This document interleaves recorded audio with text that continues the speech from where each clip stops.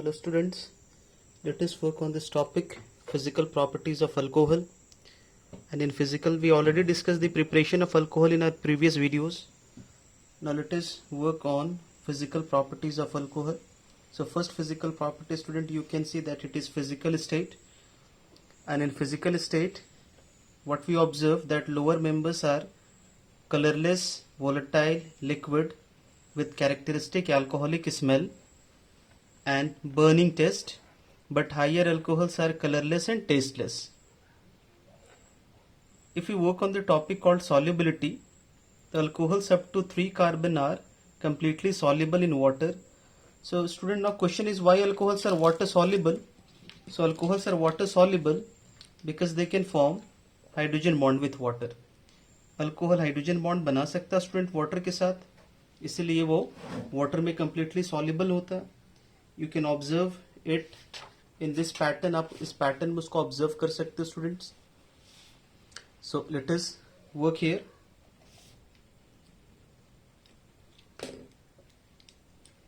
So I am going to represent here hydrogen bond. So water H, this is H, O, H, water, and alcohol R, O, H, then water, then alcohol, and so on. We can have many more such molecules, and we have oxygen to be electronegative element, hydrogen to be electropositive element, oxygen electronegative, hydrogen electropositive, electronegative, electropositive, electronegative, electropositive. So the force of attraction between this hydrogen and electropositive electronegative element, this is what is hydrogen bond. ये hydrogen bond है यहाँ पे students, and this is the hydrogen bond of alcohol with water. So alcohol are water soluble, but we can also observe that the solubility decreases with increase in number of carbon atoms. Solubility घटता है carbon atoms के increase होने से. What is the reason? Because with increase in number of carbon atoms, the non-polar part increases, so solubility will decrease. But higher alcohols are still soluble in organic solvents. Higher alcohol organic solvents में घुलते हैं students, such as benzene, ether, etc. इसमें ये घुल जाएंगे. Student, यहाँ पे let us work for isomeric alcohols. Let us work for isomeric alcohols. Let us take the case of isomeric alcohols.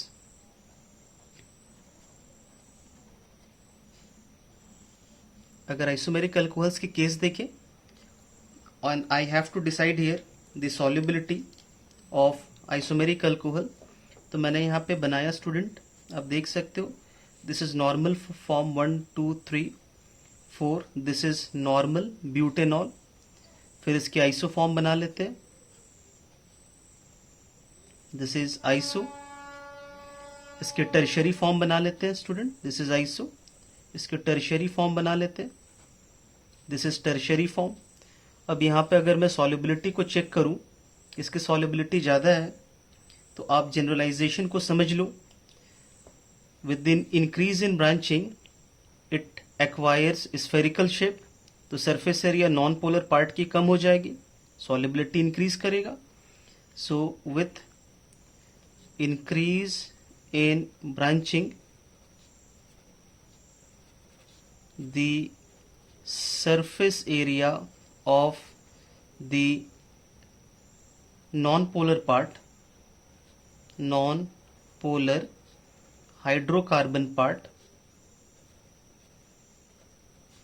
the surface area of non-polar hydrocarbon part decreases, hence the solubility increases.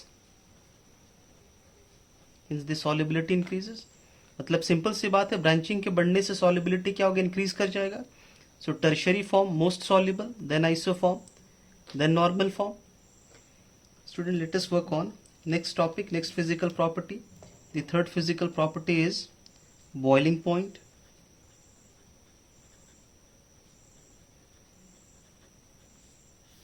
Third physical property is boiling point. और अगर हम boiling point की यहाँ पे बातें करें alcohol की, तो alcohol can form alcohol can form intermolecular hydrogen bonding. Intermolecular hydrogen bonding. Alcohol में इंटरमॉलिक्यूलर हाइड्रोजन बॉन्डिंग होती है स्टूडेंट्स. आप इस इंटरमॉलिक्यूलर हाइड्रोजन बॉन्ड को देख सकते हो इस तरीके से, ROH. अल्कोहल के यूनिट्स में बना देता हूं. These are some units of alcohol and electronegative oxygen, electropositive hydrogen represent कर लेते हैं यहाँ पे हम लोग. And the force of attraction between these is hydrogen bond.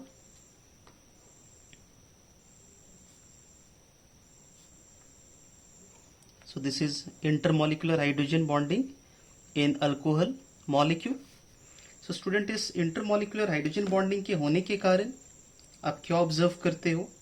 इस इंटरमॉलिक्यूलर हाइड्रोजन बॉन्डिंग होने के कारण हम क्या ऑब्जर्व करते हैं? That boiling point of alcohol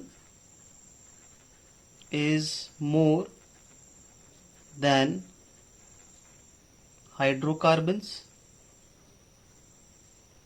boiling point is more than hydrocarbons. Ethers से भी ज़्यादा, हाइड्रोकार्बन से भी ज़्यादा, अल्डिहाइड, कीटोन, अल्डिहाइड से भी ज़्यादा, कीटोन से भी ज़्यादा, एंड अमाइंस से भी ज़्यादा, बट एसिड से कम होती है, बिकॉज एसिड में स्ट्रॉन्ग इंटरमॉलिक्यूलर हाइड्रोजन बॉन्डिंग होता है, but much lower than acid, because acid में student more stronger intermolecular hydrogen bonding होती है. फटाफट एक क्वेश्चन को हम लोग यहाँ पे सॉल्व कर सकते हैं student. So let us take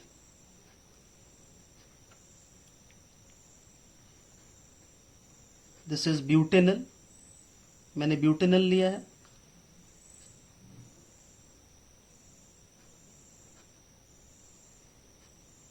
this is ether, ethoxy ethane.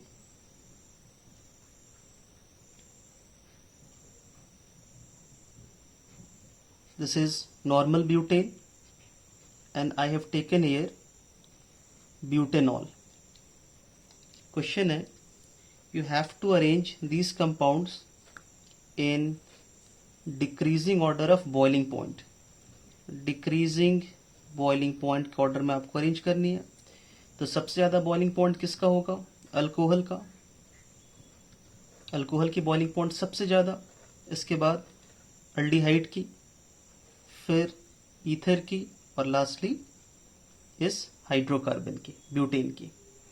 So this is whole about the physical properties of alcohol students. चलिए नेक्स्ट सेगमेंट पे हम लोग मूव करते हैं.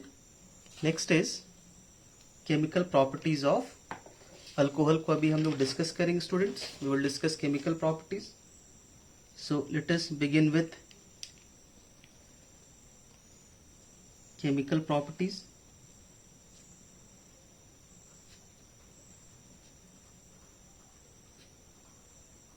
Chemical properties of alcohol. हम लोग वर्कआउट करने वाले स्टूडेंट्स अल्कोहल की केमिकल प्रॉपर्टीज पे. Chemical properties of alcohol and the first chemical property is, इसमें कौन कौन से रिएक्शंस पढ़ने मैं आपको बता देता हूं. यहाँ पे सबसे पहले हम लोग डिस्कस करेंगे. Number 1 is reaction involving reactions involving cleavage. Reactions involving cleavage of OH bond, oxygen hydrogen bond. Second होगा reaction involving cleavage of carbon oxygen bond. और थर्ड कैटेगरी ऑफ रिएक्शन जो हमें डिस्कस करना है वो है reaction involving both the alkyl as well as OH group. ये 3 categories of reaction cover करने chemical properties के segment में. So let us begin with the very first one. सबसे first से start करते हैं. That is reaction involving cleavage of OH bond. तो student किस केस में, पहले ये भी आपको समझना चाहिए कि किस केस में OH बॉन्ड टूटेगा. तो यहाँ पे नोट करना ये है, when alcohol act as a nucleophile. ये कंडीशंस कब यहाँ पे लगेगा स्टूडेंट, ये समझना जरूरी है. ये कंडीशन तब लगेगा जब अल्कोहल एक न्यूक्लियोफाइल की तरह एक्ट करेगा. इस केस में alcohol acts as a nucleophile. इस कंडीशन में alcohol act as a nucleophile. देख लो आप इसको, मैं आपको फॉर्मेट समझाता हूँ. So I have taken here alcohol ROH.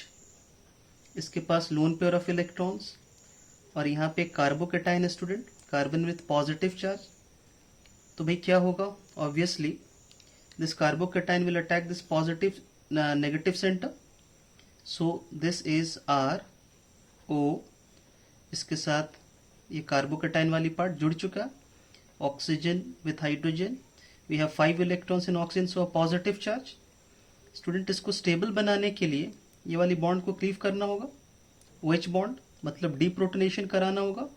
So this is RO and C और H+ डीप्रोटोनेशन हो गया. तो ये आपको डिजायर्ड प्रोडक्ट मिल जाएगा. सो देखो यहाँ पे कौन सी बॉन्ड क्लीव हो रही, OH बॉन्ड क्लीव हो रहा. तो OH बॉन्ड कौन से कंडीशन में क्लीव हो रहा, when alcohol act as what, a nucleophile, a negative centre nucleophile. Now students, there are certain reactions जो मुझे डिस्कस करने. सबसे फर्स्ट यहाँ पे हम लोग वर्कआउट कर रहे हैं एसिड कैरेक्टर ऑफ अल्कोहल पे वर्कआउट कर रहे हैं हम लोग. We are working on acid character of alcohol. तो point to be noted here is alcohol are very weak acid. Alcohol are very weak acid. Alcohol बहुत ही वीक एसिड है. आप चाहो तो इसकी Ka वैल्यूज को देख सकते हो.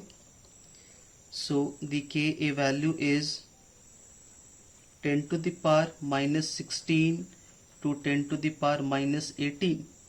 बहुत कम वैल्यूज है. और ये इवन वाटर से भी वीक होते हैं. Even weaker